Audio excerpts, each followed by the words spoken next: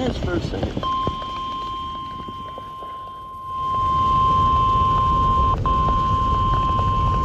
What's this? Flash flood. The National Weather Service in St. Louis has issued a flash flood warning for central Franklin County until 8 p.m. At 4:50 p.m., Doppler radar indicated thunderstorms producing heavy rain across the Warren area. Between 1 and locally 3 inches of rain have fallen. Additional rainfall amounts of 1 to 2 inches are possible in the Warren area. Yep. Flash flooding is ongoing or expected to begin shortly. Expected hazards include flash flooding caused by thunderstorms. This is a radar-indicated threat.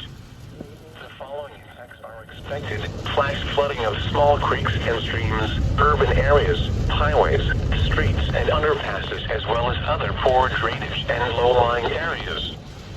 Some locations that will experience flash flooding include Washington, Union, Villa Ridge, Gray Summit, Crawford, Leslie, and Noza Mill. Turn around. Don't drown when encountering flooded roads. Most flood deaths occur in vehicles. Repeating, a flash flood warning has been issued until 8 p.m. for the following county: Franklin, Missouri,